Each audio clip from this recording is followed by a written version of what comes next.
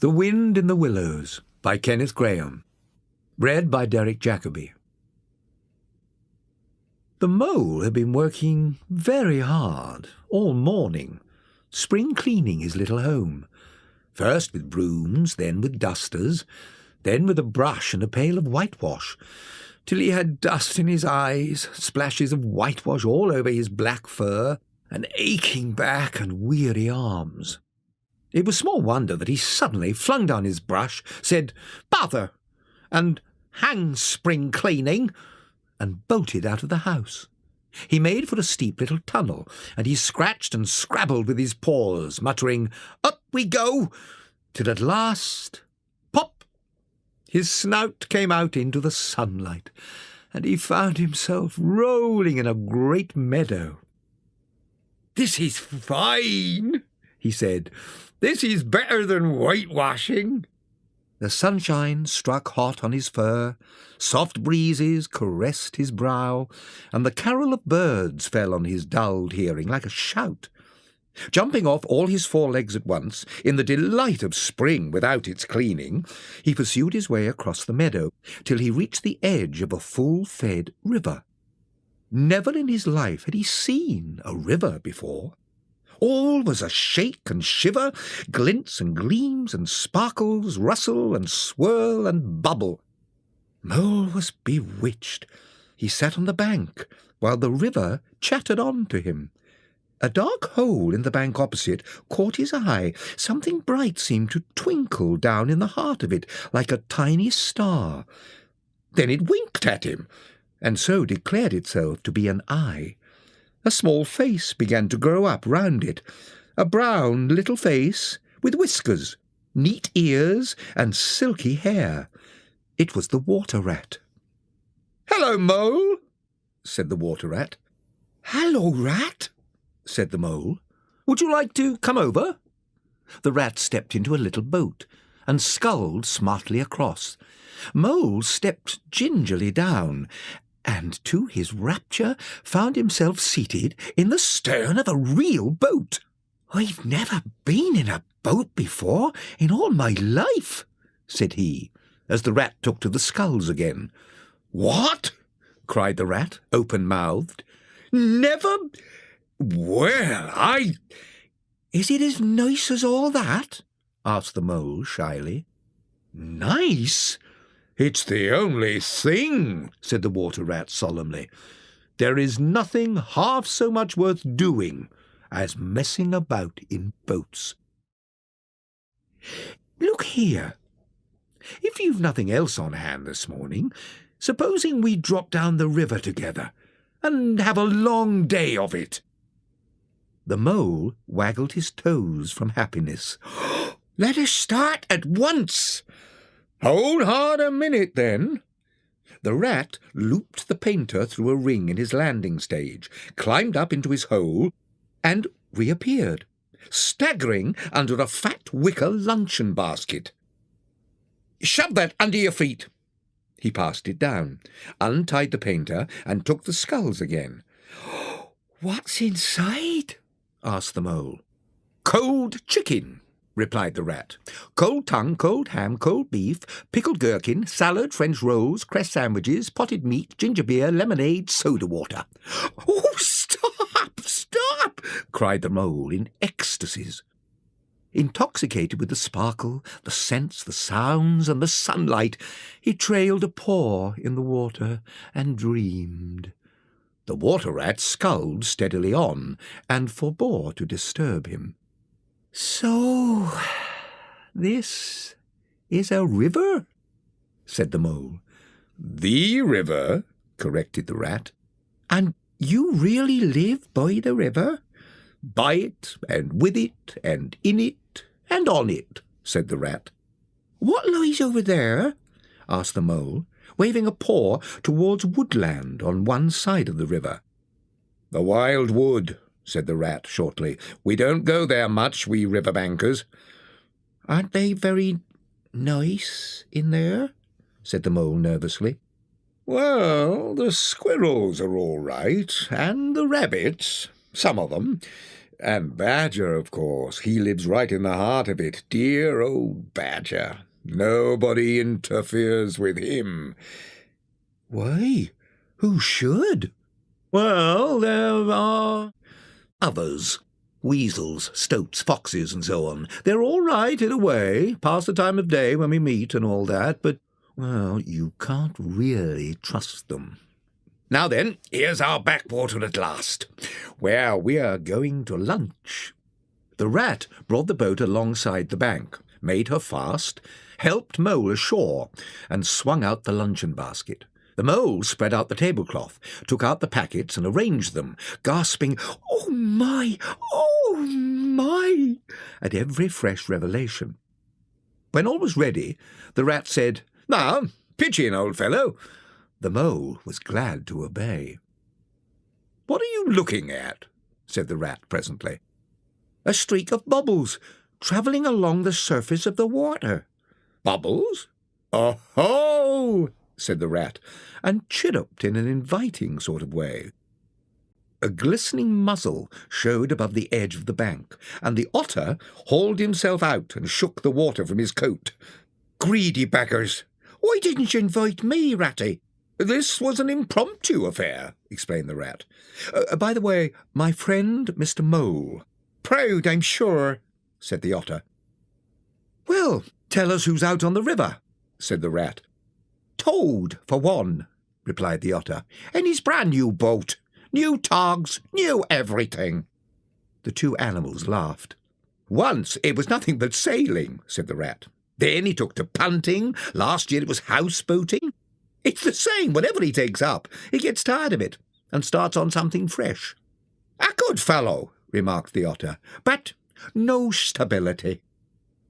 An errant mayfly swerved athwart the current. A swirl of water and a cloop, and the mayfly was visible no more. Neither was the otter. But again there was a streak of bubbles on the surface of the river. "Well, well," said the rat, "I suppose we ought to be moving." The afternoon sun was low, as the rat sculled gently homewards. Presently the Mole, already quite at home in a boat, so he thought, said, "Ratty, please, I want to row now." The rat shook his head. "Not yet, my friend. Wait till you've had a few lessons. It's not so easy as it looks. Look here, I think you had better come and stop with me for a little time. I'll teach you to row and to swim, and you'll soon be as handy on the water as the rest of us." The Mole was so touched that he could find no voice to answer him. When they got home, the rat made a bright fire in the parlour and planted the Mole in an armchair in front of it, and told him river stories till supper-time. Supper was a most cheerful meal. Shortly afterwards, a sleepy Mole was escorted by his host to the best bedroom, where he laid his head on his pillow in great peace and contentment, his new-found friend, the river, lapping the sill of his window. "Ratty," said Mole one bright summer morning, "won't you take me to call on Mr. Toad? I've heard so much about him." "Certainly," said the good-natured rat. "Get the boat out and we'll paddle up there at once. It's never the wrong time to call on Toad. He's always glad to see you." "He must be a very nice animal," observed the Mole as he got into the boat. "He is indeed," replied Rat. "Simple, good-natured, and affectionate. Perhaps he's not very clever, and it may be that he's boastful and conceited, but he's got some great qualities, has Toady."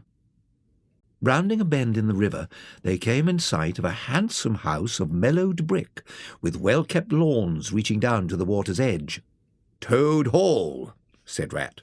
"One of the nicest houses in these parts." They glided up a creek and passed into the shadow of a large boathouse. They disembarked and strolled across the lawns in search of Toad, whom they happened upon resting in a wicker garden chair, a map on his knees. "Hooray!" he cried, jumping up on seeing them, never waiting for an introduction to Mole. "You don't know how lucky it is you're turning up just now. Come with me, dear Ratty, and your friend, and you shall see what you shall see." He led the way to the stable-yard, and there they saw a gypsy caravan, painted a canary yellow. "There!" cried the Toad. "There's real life for you! The open road, travel, interest, excitement! Come inside and look at the arrangements." The Mole followed him eagerly up the steps. The Rat snorted and remained where he was. It was indeed very compact and comfortable. Sleeping bunks, a cooking stove, lockers, bookshelves, pots, pans, and kettles. "All complete," said the Toad, as they descended the steps again. "You'll find that nothing's been forgotten when we make our start this afternoon." "I beg your pardon," said the Rat. "Did you say we, and start, and this afternoon?" "Now, dear Ratty," said Toad imploringly, "you've got to come. I can't possibly manage without you. Oh, come and have some lunch and we'll talk it over." During luncheon, the Toad painted the prospects of the trip and the joys of the open life in such glowing colours that the Mole could hardly sit in his chair for excitement. The Rat allowed his good nature to override his personal objections. He could not bear to disappoint his friends, already deep in schemes and anticipations. When they were quite ready, the Toad led his companions to the paddock. The old grey horse was caught and harnessed, and they set off. It was a golden afternoon. The smell of the dust they kicked up was rich and satisfying. Birds whistled cheerily. Wayfarers stopped to say nice things about their beautiful cart. Late in the evening, tired and happy, they drew up on a remote common, turned the horse loose to graze, and ate their supper sitting on the grass. At last they turned into their little bunks in the cart, and Toad said, "Well, good night, you fellows. This is the real life for a gentleman. Talk about your own river." They had a pleasant ramble next day, and it was not until the afternoon that disaster sprang out on them. They were strolling along the high road when, far behind them, they heard a hum, like the drone of a distant bee. Glancing back, they saw a cloud of dust advancing on them at an incredible speed, while a faint boop, boop wailed like an animal in pain. In an instant, with a blast of wind and a whirl of sound, it was on them. The poop, poop rang with a brazen shout, and the magnificent motor car flung a cloud of dust that enwrapped them utterly, and then dwindled to a speck in the distance, a droning bee once more. Rearing and plunging, the horse drove the cart backwards towards the ditch at the side of the road. There was a crash, and the cart lay on its side, an irredeemable wreck. The Rat danced up and down in the road. "Villains!" he shouted. "Scoundrels! Road hogs!" The Mole was trying to quiet the horse. Then he went to look at the cart. It was a sorry sight. Panels and windows smashed, axles bent, sardine tins scattered over the wide world. The Rat came to help, but their united efforts were not sufficient to right the cart. "Hi, Toad!" they cried. "Come and bear a hand, can't you?" The Toad never answered, so they went to see what was the matter. They found him seated in the road, in a trance, a happy smile on his face. The Rat shook him by the shoulder. "Toad? Glorious, stirring sight," murmured Toad. "The real way to travel, the only way to travel. Oh, bliss! Oh, poop, poop! And to think I never knew, never even dreamt." "What are we to do with him?" asked the Mole. "Nothing," replied the Rat firmly. "There's nothing to be done. I know him of old. He's possessed. He has got a new craze, and he'll continue like that for days now, in a dream quite useless for all practical purposes." The rat knotted the horse's reins over his back and took him by the head. "Come on," he said grimly to the mole. "It's 5 or 6 miles to the nearest town. The sooner we make a start, the better." There was a pattering of feet behind them, and Toad caught them up and thrust a paw inside the elbow of each of them. "Oh, Ratty, you can't think how obliged I am to you for consenting to come on this trip. I wouldn't have gone without you, and then I might never have seen that sunbeam, that thunderbolt. I might never have heard that entrancing sound or smelt that bewitching smell. I owe it to you, my best of friends." "You see," the rat said to the mole, "quite hopeless. I give up." Eventually, a train having landed them at a station not far from Toad Hall, they escorted the spellbound Toad to his door, got their boat from the boathouse, sculled down the river, and at a very late hour sat down to supper in their own cosy riverside parlour. The following evening, the mole was fishing on the bank, when the rat came strolling along to find him. "You heard the news?" he said. "Toad went up to town by an early train this morning, and he has ordered a large and very expensive motor car." The mole wanted to make the acquaintance of the badger. He seemed to be an important personage, but whenever the mole mentioned his wish to the water rat, he always found himself put off. "It's all right," the rat would say. "Badger will turn up some day, and then I'll introduce you." "Supposing we go and call on him," suggested the mole. "Oh, he wouldn't like that at all," said the rat, quite alarmed. "Besides, it's out of the question. He lives in the very middle of the wild wood." "Well, you told me the wild wood was all right, you know." "So it is," replied the rat evasively. "But it's a long way, and he wouldn't be at home at this time of year anyhow. He'll be coming along some day if you'll wait quietly." The mole had to be content with this. In the winter-time, the rat slept a great deal, retiring early and rising late, and the mole had a good deal of spare time on his hands. So, one afternoon, when the rat was dozing in his armchair before the fire, he resolved to go out and explore the wild wood, and perhaps strike up an acquaintance with Mr. Badger. It was a cold afternoon, with a steely sky overhead, when he slipped out. The wild wood lay before him, low and threatening. There was nothing to alarm him at first entry. Twigs crackled under his feet. Logs tripped him. He penetrated where the light was less. Trees crouched nearer and nearer, and holes made ugly mouths at him on either side. Everything was very still. The dusk advanced rapidly, gathering behind and before. Over his shoulder, he thought he saw an evil little face looking out at him from a hole. When he turned, the thing had vanished.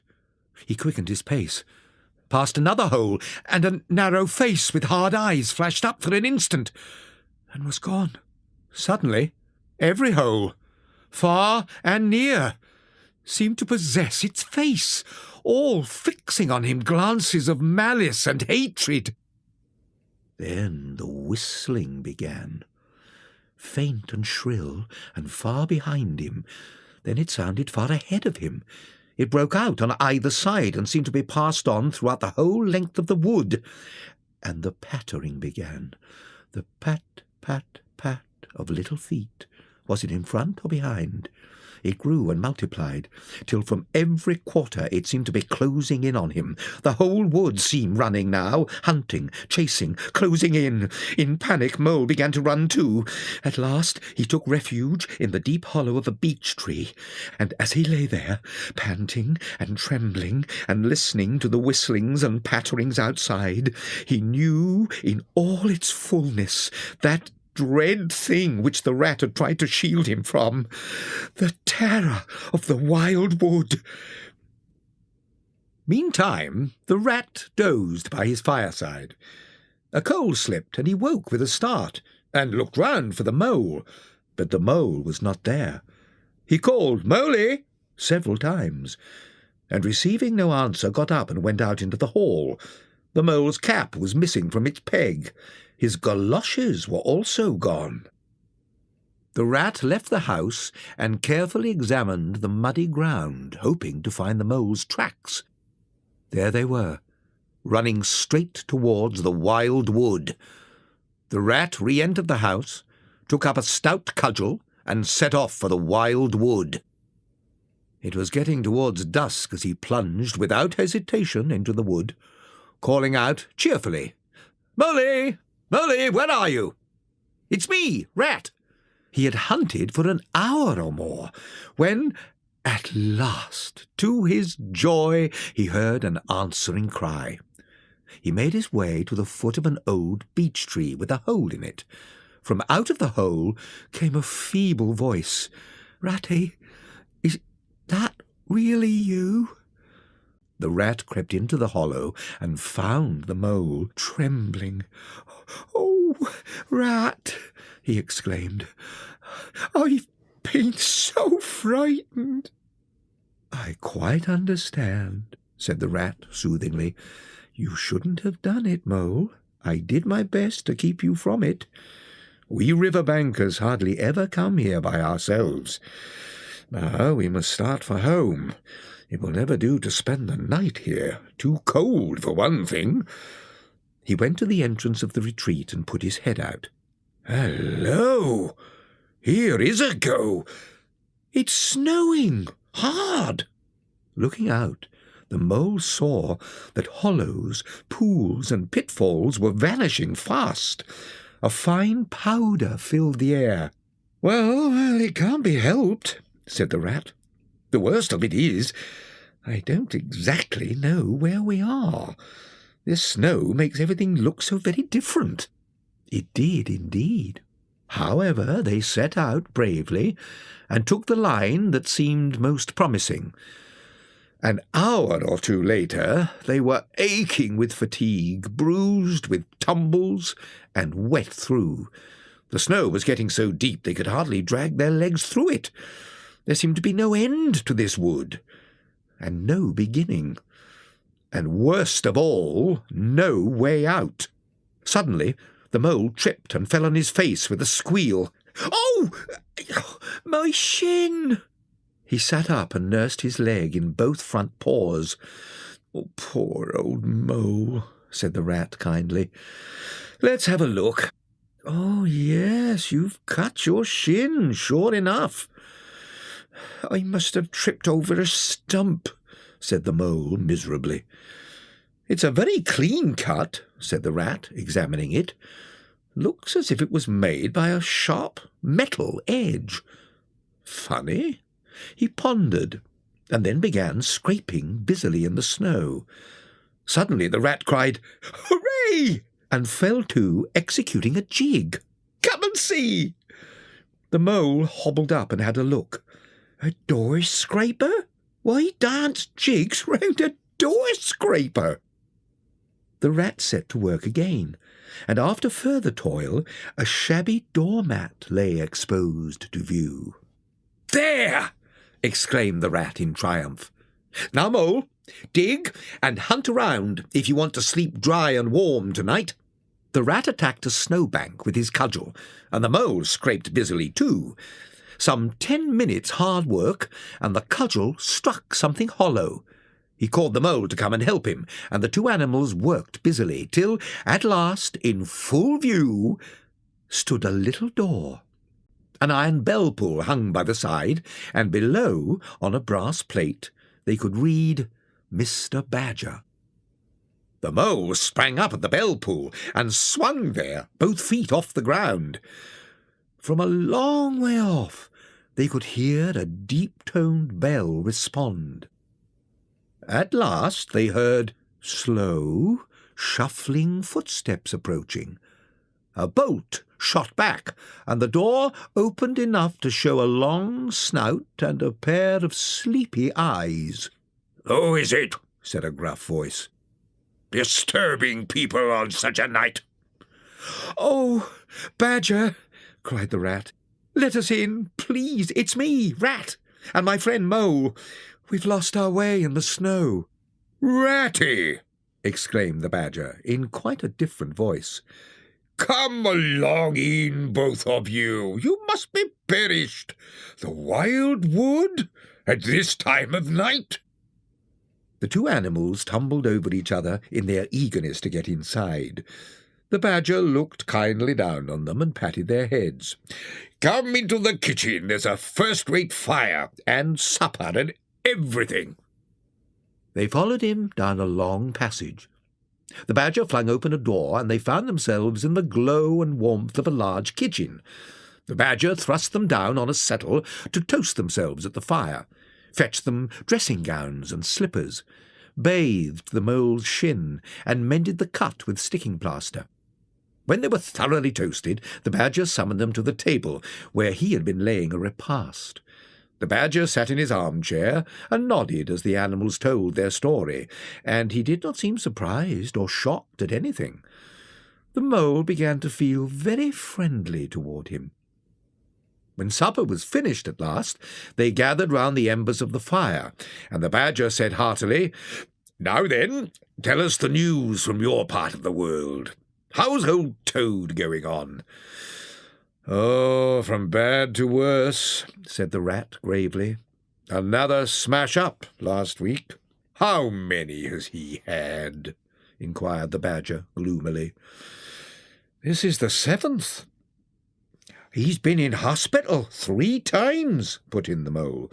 "And as for the fines he's had to pay, it's awful to think of."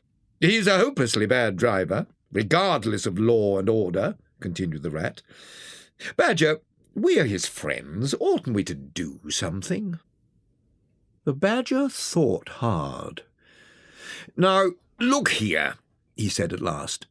"You know I can't do anything now." His two friends assented. No animal is ever expected to do anything heroic during the off-season of winter.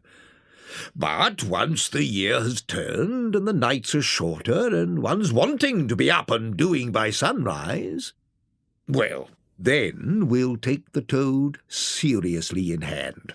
We'll bring him back to reason, by force if need be. We'll make him a sensible Toad. We'll—" "You're asleep, Rat." "Not me," said the rat, waking up with a jerk. "He's been asleep 3 times since supper," laughed the mole. "Well, it's time we were all in bed. Come along, and I'll show you to your quarters, and take your time tomorrow morning. Breakfast at any hour you please." The two tired animals came down to breakfast very late next morning. The rat was anxious to be off, so the Badger, taking up his lantern, led the way along a damp tunnel that wound for miles. At last, daylight began to show through the tangled growth overhanging the mouth of the passage. The Badger, bidding them a hasty good-bye, pushed them through the opening and retreated. They found themselves on the very edge of the wild wood, and made swiftly for home. It was a bright morning in the early summer. The mole and the water rat were finishing breakfast in their little parlour, when a heavy knock sounded at the door. The mole went to attend the summons, and announced with much importance, "Mr. Badger." The Badger strode heavily into the room. "The hour has come," he said with great solemnity. "What hour?" asked the rat uneasily, glancing at the clock on the mantelpiece. "Why, Toad's hour," The hour of Toad. I said I would take him in hand as soon as the winter was well over. I'm going to take him in hand today." "Hooray!" cried the Mole. "We'll teach him to be a sensible Toad."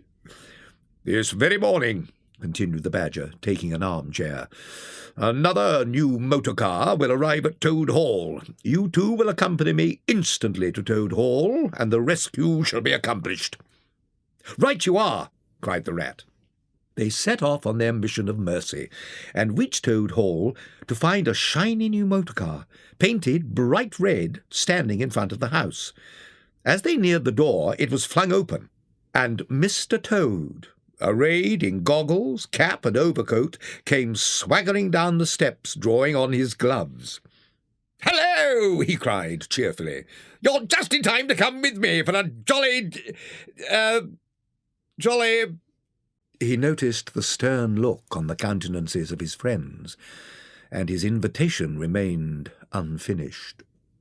"Take him inside," said the Badger to his companions.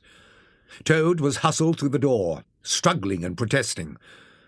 Badger turned to the chauffeur in charge of the motor car. "I'm afraid you won't be wanted today. Mr. Toad will not require the car. You needn't wait."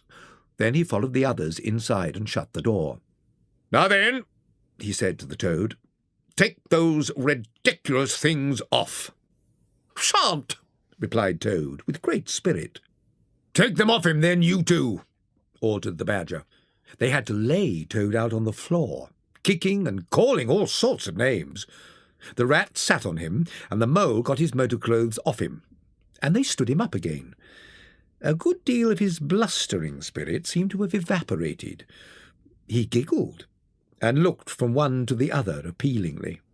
"Toad," said the Badger severely, "you've disregarded all the warnings we've given you.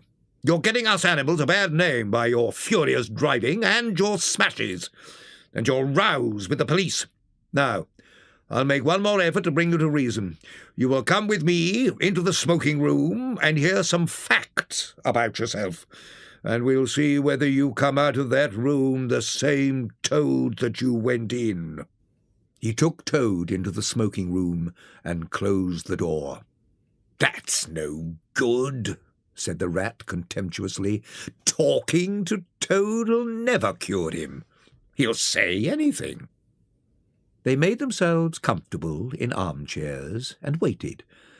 After 3/4 of an hour, the door opened, and the Badger reappeared, leading by the paw a very limp and dejected Toad. "My friends," said the Badger, "Toad has at last seen the error of his ways. He is truly sorry, and has undertaken to give up motor cars for ever. I have his solemn promise to that effect. Toad, I want you to repeat what you admitted in the smoking room just now. You are sorry for what you've done, and you see the folly of it all." There was a long pause. "No," Toad said stoutly. "I'm not sorry, and it wasn't folly. It was glorious." "What?" cried the Badger, scandalized. "Didn't you tell me in there?" "Oh, yes, in there," said Toad impatiently. "I'd have said anything in there. You're so eloquent, dear Badger, and put your points so frightfully well. But I've been going over things in my mind since, and I find that I'm not a bit sorry, really, so it's no good saying I am, now is it? On the contrary, I promise that the very first motor car I see, poop, poop, off I go in it." "Told you so," observed the Rat to the Mole. "Very well," said the Badger. "Since you won't yield to persuasion, we'll try what force can do. Take him upstairs, you two, and lock him in his bedroom." "It's for your own good, Toady," said the Rat kindly, as Toad, kicking and struggling, was hauled up the stairs. "We'll take care of everything for you till you're well, Toad," said the Mole, as they thrust him into his bedroom and turned the key. The three friends met in conference on the situation. "It's going to be a tedious business," sighed the Badger. "I've never seen Toad so determined. He must never be left unguarded. We shall have to take it in turns to be with him. till the poison has worked itself out of his system. They arranged watches accordingly. Each animal took turns to sleep in Toad's room at night, and they divided the day up between them. One morning, the rat, whose turn it was to go on duty, went upstairs to relieve Badger, whom he found fidgeting to be off and stretch his legs in a ramble round his wood. "Toad's still in bed," Badger told the rat outside the door. "Can't get much out of him, except, 'Oh, leave him alone, he wants nothing, he'll be better presently,' and so on. Now, look out, Rat. When Toad's quiet and submissive, he's at his artfullest. There's sure to be something up. Well, now, I must be off." "How are you today, old chap?"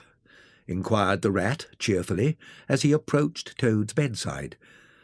A feeble voice replied, "Oh, thank you so much, dear Ratty. So good of you to inquire, but do not trouble about me.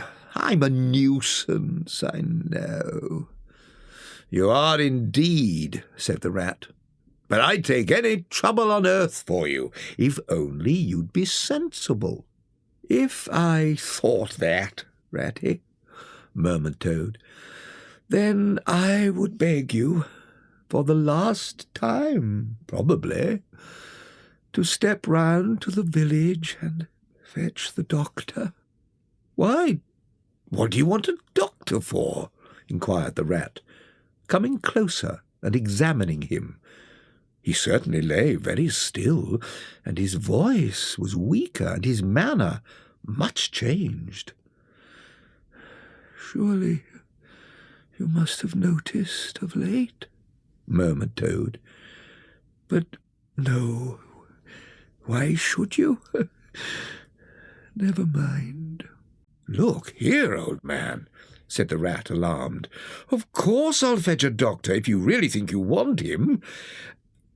And while you're about it, would you mind asking the lawyer to step up?" "A lawyer? Oh, he must be really bad," Rat said to himself, as he hurried from the room, not forgetting, however, to lock the door carefully behind him, and he ran off to the village on his errand of mercy. The Toad hopped lightly out of bed as soon as he heard the key turned. Then, laughing heartily, he dressed in the smartest suit he could lay hands on, filled his pockets with cash from a drawer in the dressing-table, and knotting the sheets from his bed together and tying one end of the rope round the central mullion of the bedroom window, scrambled out, slid to the ground, and marched off, whistling. It was a gloomy luncheon for the rat when the Badger and the Mole returned, and he had to face them with his story. The Badger's caustic remarks may be imagined. "However, talking won't mend matters," he said. "He's got clear away, and the worst of it is he'll be so conceited with his cleverness that he may commit any folly. We'd better sleep at Toad Hall for a while longer. Toad may be brought back at any moment, on a stretcher, or between two policemen." Meanwhile, Toad was walking briskly along the high road, the sun smiling brightly on him, and all nature joining in a chorus of approval to the song of self-praise that his own heart was singing to him. "Smart work, that," he chuckled. "Poor old Ratty. Won't he catch it when the Badger gets back?" He reached a town, marched into an inn, ordered the best luncheon that could be provided, and sat down to eat in the coffee-room. He was halfway through the meal when a familiar sound approaching down the street made him start. The poop, poop drew nearer. The car could be heard to turn into the inn yard and come to a stop, and presently the party entered the coffee-room, hungry, talkative, and gay. Toad slipped out quietly, paid his bill, and sauntered outside. The car stood in the middle of the yard, quite unattended. Toad walked slowly round it, musing deeply. "I wonder," he said to himself, if this sort of car starts easily. Next moment he had hold of the handle and was turning it.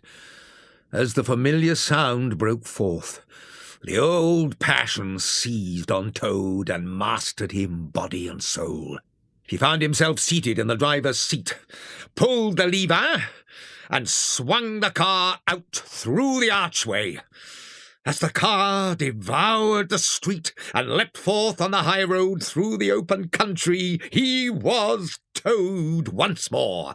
Toad the terror, the traffic queller, before whom all must give way. He chanted as he flew, and the miles were eaten up under him as he sped, he knew not whither, living his hour, reckless of what might come to him. The incorrigible rogue, whom we see cowering in the dock before us, observed the chairman of the bench of magistrates, has been found guilty, first, of stealing a valuable motor car, secondly, of driving to the public danger, and, thirdly, of gross impertinence to the rural police. Mr. Clerk, what is the severest penalty we can impose for these offences?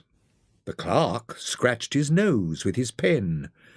Suppose you were to say 12 months for the theft, and 3 years for the furious driving, and 15 years for the cheek, which was pretty bad, judging by what we've heard from the witness box. Those figures tot up to 19 years. First rate, said the chairman. So you have better make it around 20, and be on the safe side, concluded the clerk. An excellent suggestion, approved the chairman.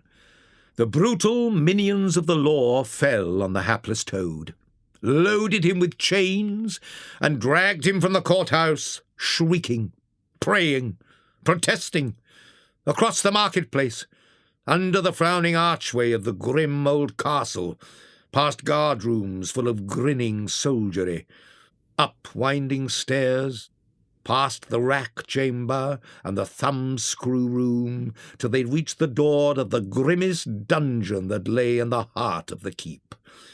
The rusty key creaked in the lock, the great door clanged, and Toad was a helpless prisoner in the remotest dungeon of the stoutest castle in all of merry England. Toad flung himself at full length on the floor and abandoned himself to dark despair. This is the end of Toad, the popular and handsome Toad, the rich and hospitable Toad, the Toad so free and careless and debonair. O wise old badger, O clever rat and sensible mole, what sound judgments, what a knowledge of men and matters you possess! O unhappy and forsaken Toad! With lamentations such as these, he passed his days and nights for several weeks. Now, the jailer had a daughter, pleasant and good-hearted, who was particularly fond of animals. This kind girl, pitying the misery of Toad, went one day and knocked at the door of his cell. "Cheer up, Toad," she said coaxingly on entering. "Sit up and dry your eyes and be sensible." She carried a cup of tea and a plate piled with hot buttered toast. The smell talked to Toad of warm kitchens, of breakfasts on bright frosty mornings, of cosy parlour firesides on winter evenings. He sat up, dried his eyes, sipped his tea and munched his toast, and soon began talking freely about himself and his doings, how important he was, and what his friends thought of him. The topic was doing him as much good as the tea, and when she said good night, having filled his water jug and shaken up his straw for him, Toad was very much the same sanguine, self-satisfied animal that he had been of old. He curled up in the straw and had an excellent night's rest, and the pleasantest of dreams. They had many interesting talks together after that, as the dreary days went on, and the gaoler's daughter grew very sorry for Toad, and thought it a shame that a poor animal should be locked up in prison for what seemed to her a very trivial offence. One morning the girl said thoughtfully, "Toad, I have an aunt who is a washerwoman. She does the washing for all the prisoners in this castle. Now, you're very rich, and she's very poor. A few pounds wouldn't make any difference to you, and it would mean a lot to her. I think you could come to some arrangement by which she would let you have her dress and bonnet, and you could escape from the castle. You're very alike, particularly about the figure." "We are not," said the Toad in a huff. "I have a very elegant figure for what I am." "Have it your own way, you horrid, proud, ungrateful animal." Honest Toad was always ready to admit himself in the wrong. "You are a good, kind, clever girl," he said, "and I am indeed a proud and stupid Toad. Introduce me to your worthy aunt, if you will be so kind." Next evening the girl ushered her aunt into Toad's cell. In return for his cash, Toad received a cotton gown, an apron, a shawl, and a rusty black bonnet. Shaking with laughter, the girl hooked him into the gown, arranged the shawl, and tied the strings of the bonnet under his chin. "Now, good-bye, Toad, and good luck." With a quaking heart, Toad set forth cautiously on what seemed to be a most hazardous undertaking. But the washerwoman's squat figure, in its familiar cotton print, seemed a passport for every barred door and grim gateway. At last he heard the wicket gate in the great outer door click behind him, and knew that he was free. Dizzy with success, he walked quickly towards the town, not knowing in the least what he should do next. His attention was caught by some red and green lights a little way off, and the sound of the puffing and snorting of engines fell on his ear. "Aha!" he thought. "A railway station, the thing I want most in the whole world at this moment." He made his way to the station, found that a train bound in the direction of his home was due to start in half an hour, and went to buy his ticket. He gave the name of the station nearest to Toad Hall, and put his fingers in search of money where his waistcoat pocket should have been, and found no pocket. To his horror, he recollected that he had left both coat and waistcoat behind in his cell, and with them his pocket-book, money, keys, and watch. Full of despair, he wandered blindly down the platform where the train was standing. It was hard to be within sight of safety, and to be balked by the want of a few shillings. Very soon his escape would be discovered. The hunt would be up. He would be caught and dragged back to prison. What was to be done? As he pondered, he found himself opposite the engine, which was being oiled by its driver. "Hello, mother," said the engine driver. "What's the trouble?" "Oh, sir," cried Toad, "I'm a poor washerwoman, and I've lost my money, and can't pay for a ticket, and I must get home tonight. Oh, dear, oh, dear." "Oh, that's bad," said the engine driver. "Kids waiting for you, I dare say." "Any amount of them," sobbed Toad. "Well," said the good engine driver, "I'll give you a ride on my engine. It's against company regulations, but we're not so particular in these out-of-the-way places." The Toad scrambled up into the cab of the engine. The guard waved his flag, the engine driver whistled in cheerful response, and the train moved out of the station.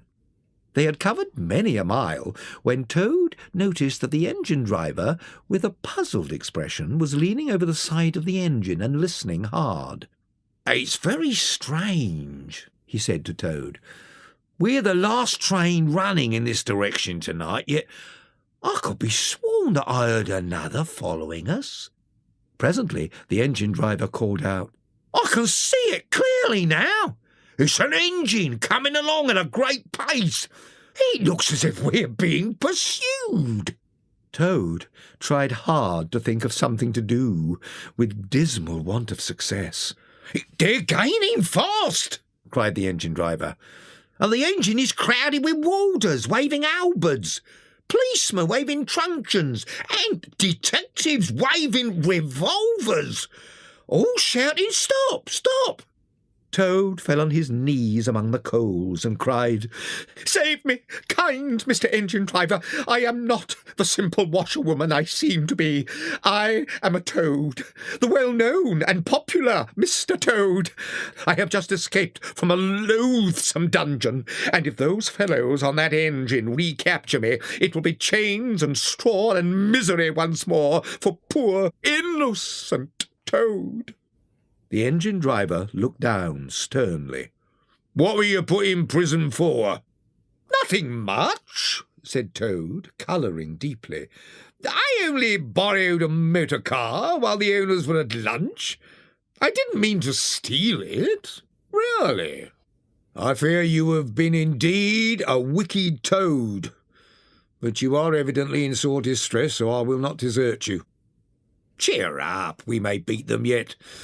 There's just one thing to do. It's your only chance, so attend carefully. Ahead is a long tunnel, and on the other side the line passes through a thick wood. Now, I will put on all the speed I can while we're running through the tunnel. When we're through, I'll brake as hard as I can, and you must jump and hide in the wood before they see you. Then I will go full speed ahead again, and they can chase me for as long as they like and as far as they like. Now, be ready to jump when I tell you."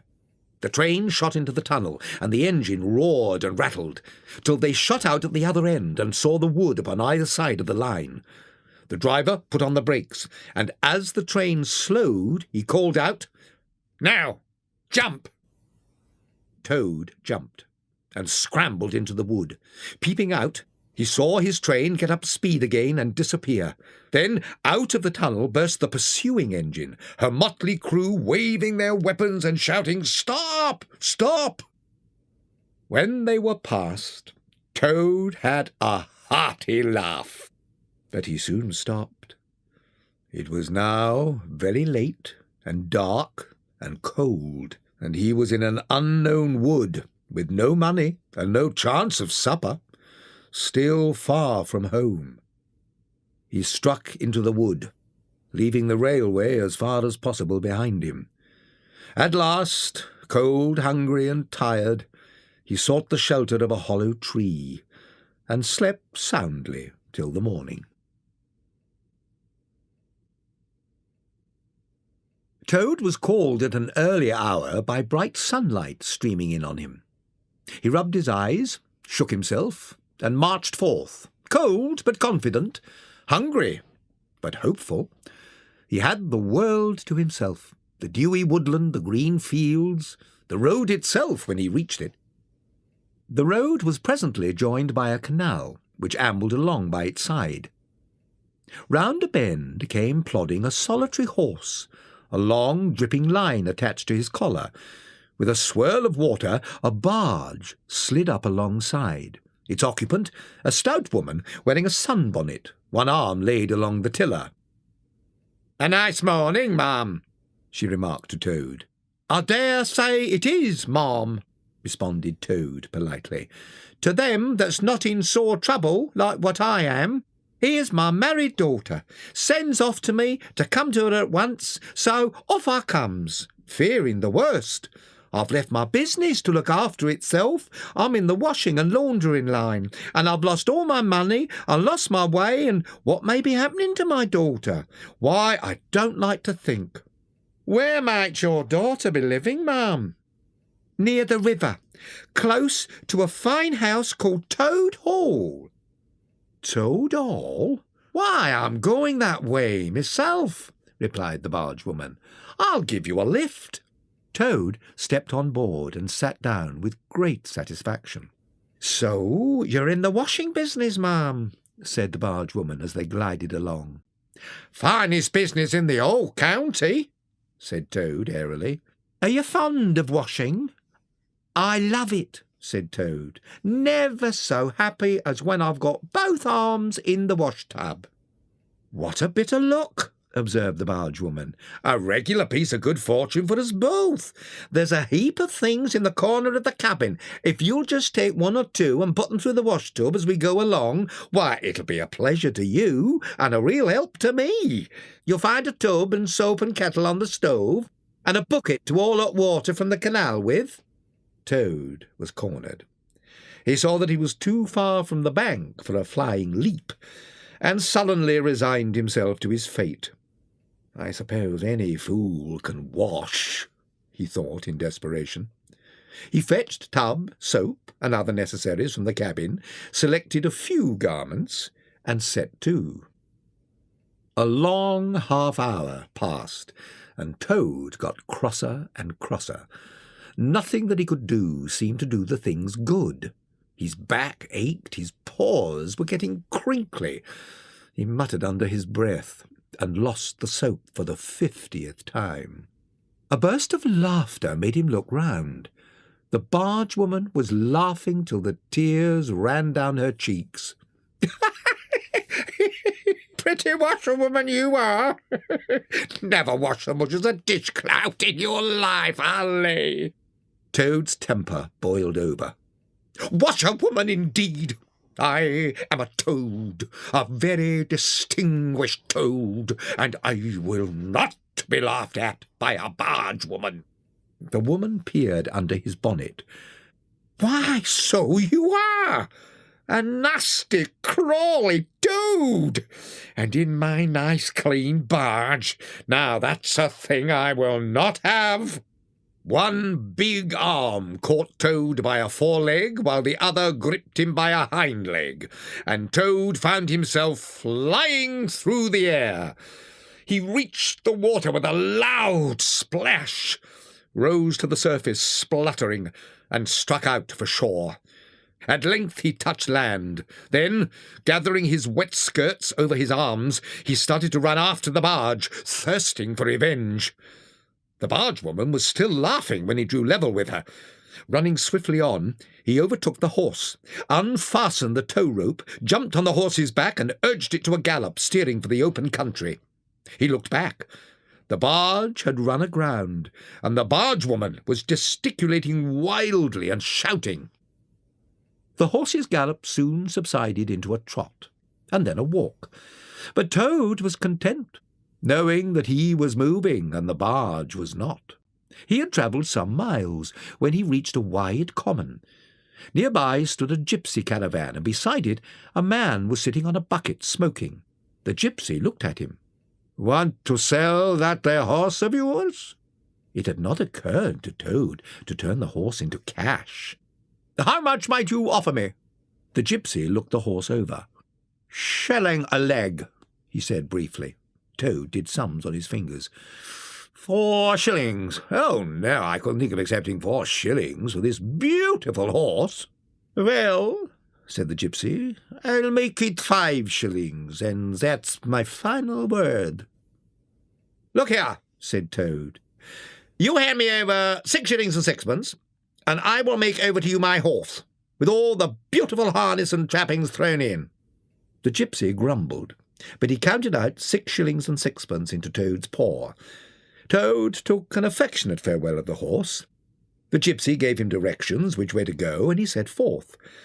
The sun was shining, his clothes were dry again, he had money in his pocket, and was nearing home and friends and safety.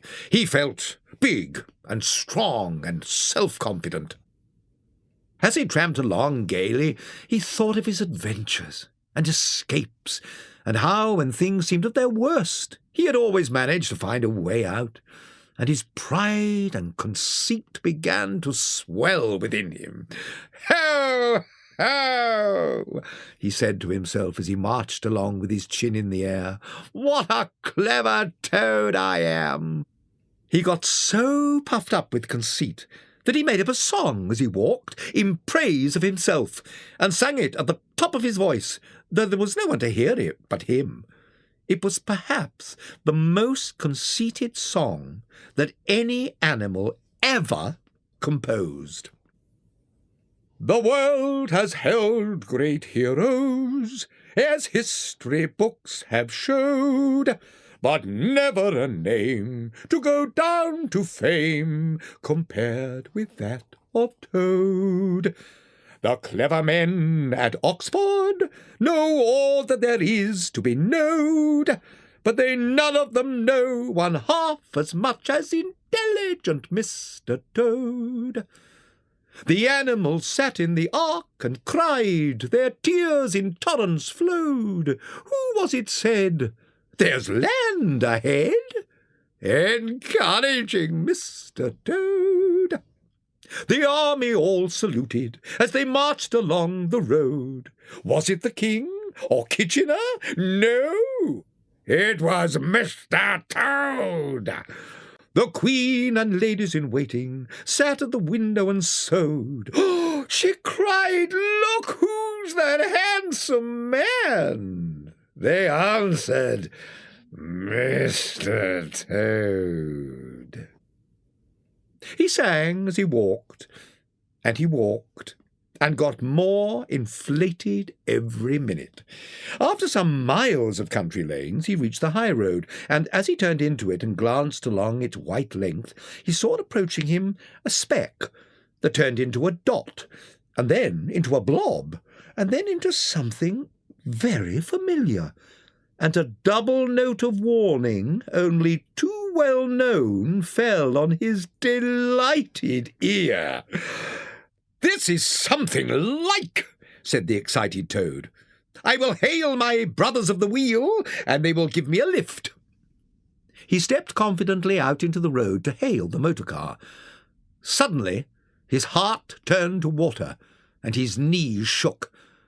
The approaching car was the very one he had stolen on that fatal day when his troubles began.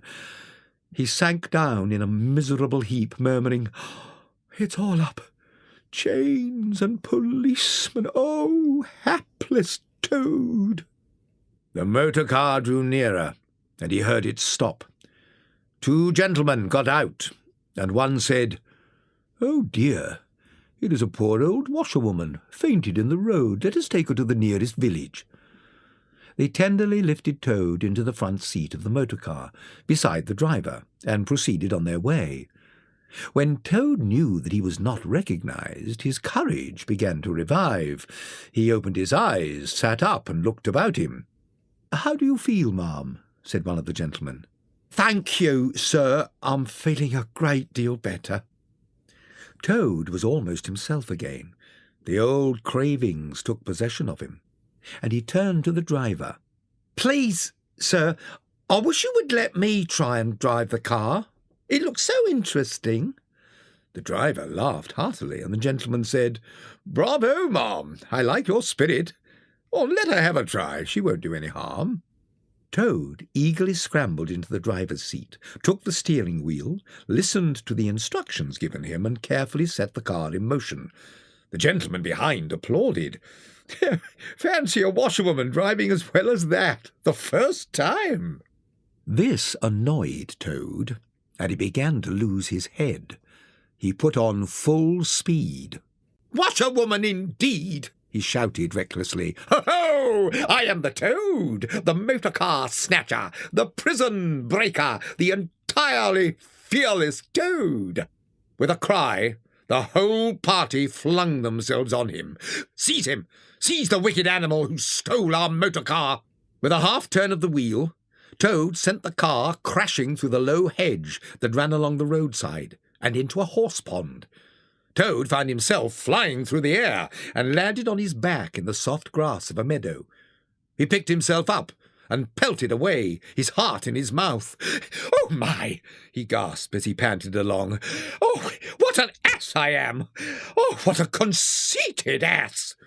On he ran desperately, scrambling through hedges, jumping ditches, pounding across fields, until suddenly The earth failed under his feet, and splash! He found himself head over ears in deep, rapid water. In his panic, he had run straight into the river. He rose to the surface, spluttering, and saw that he was approaching a hole in the bank above his head. As the stream bore him past, he reached up with a paw and caught hold of the edge. Slowly, he drew himself out of the water till he was able to rest his elbows on the edge of the hole, puffing and panting. As he stared into the hole, something twinkled in its depths, moving towards him.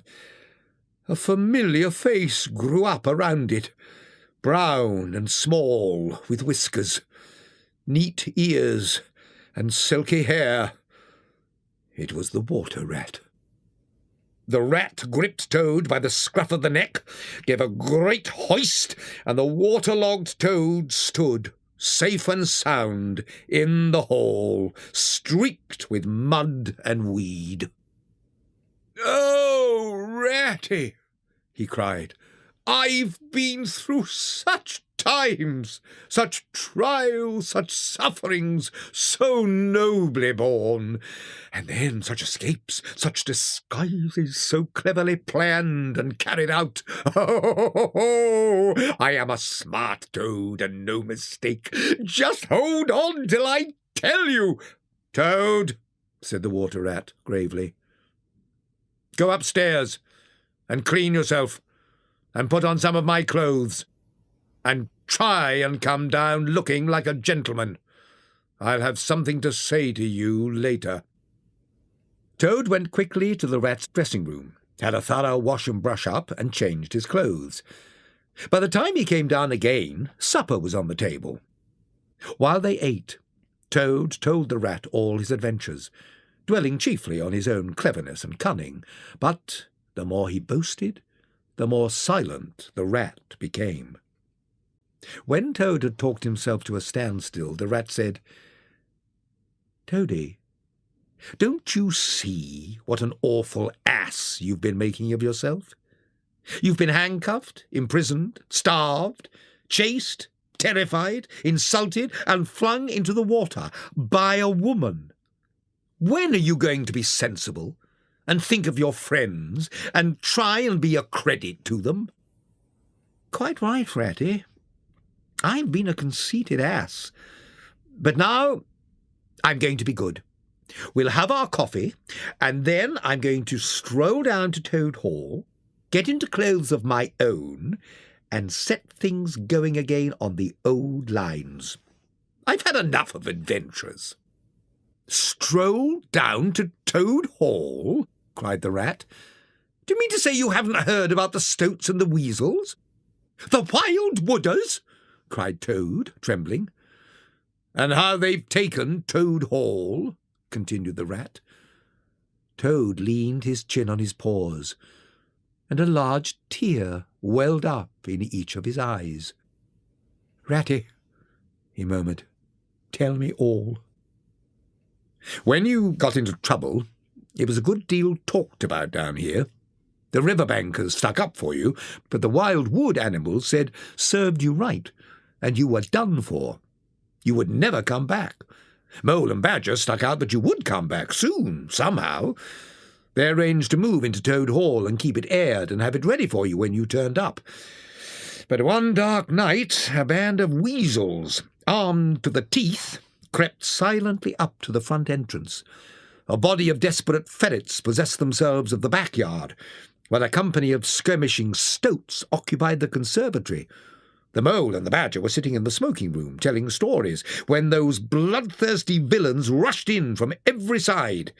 They beat them severely, those two poor, faithful creatures, and turned them out. And the Wild Wooders have been living in Toad Hall ever since, telling everybody that they've come to stay, for good." "Oh, have they?" said Toad, getting up and seizing a stick. "I'll see about that." "It's no good, Toad.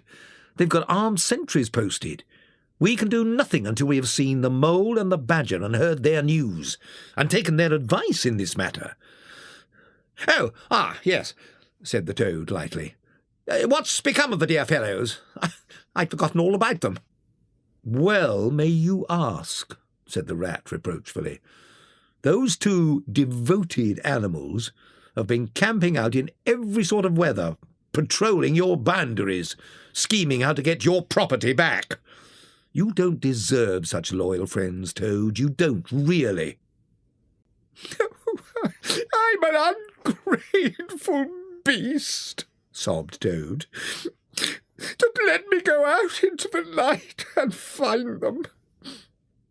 There came a heavy knock at the door, and in walked Mr. Badger, looking very tousled. He came up to Toad, shook him by the hand. Welcome, Toad.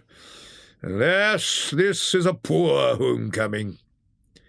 Then he sat down to the table and helped himself to a large slice of pie.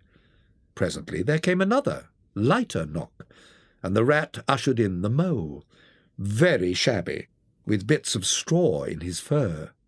Hooray! Here's old Toad! Beamed the mole, moving towards the supper table. Not a bite since breakfast. Oh, my! And he sat down and helped himself to cold beef and pickles. Mole, please tell us what the position is, said the rat. About as bad as it can be, replied the mole. The badger and I have been round and round the place, sentries posted everywhere, guns poked out at us, stones thrown at us. The stoats are on guard at every point, said the badger. It's useless to think of attacking the place. Then it's all over, sobbed the toad into the sofa cushions. I shall never see Toad all anymore. Cheer up, Teddy, said the badger. I haven't said my last word yet. There is an underground passage that leads from the river bank right up to the middle of Toad Hall. Toad brightened up immediately. Well, go on, Badger. How's this passage going to help us? There's going to be a banquet tomorrow night, the Chief Weasel's birthday, and all the weasels will be gathered in the dining hall, eating, drinking, and laughing, suspecting nothing. That tunnel leads right up under the pantry next to the dining hall. We shall creep out quietly into the pantry, cried the mole. With our pistols and swords and sticks, shouted the rat. And rush in upon them, said the badger. And whack 'em and whack 'em and whack 'em, cried the toad. Very well, said the badger. Our plan is settled, so off to bed at once. We will make the arrangements tomorrow. Toad slept till late the next morning. By the time he got down, the other animals had finished their breakfast. The mole had slipped off by himself. The badger was reading the paper. The rat was busily distributing weapons in 4 little heaps. Presently the mole came tumbling into the room. I've been having such fun. I've been getting a rise out of the stoats. I put on Toad's old washerwoman dress and bonnet, and I went to Toad Hall. The sentries were on the lookout, of course. Good morning, gentlemen, says I. Want any washing done today? They looked at me very stiff and haughty, and the sergeant said to me, Run away, my good woman. Run away, says I. It won't be me running away a short time from now. I could see them pricking up their ears. 100 bloodthirsty badgers armed with rifles are going to attack Toad Hall this very night by way of the paddock. 6 boatloads of rats with cutlasses will come up the river, while the death or glory toads will storm the orchard, yelling for vengeance. Clear out while you have the chance. Then I ran away. Mole, said the badger, you have managed excellently.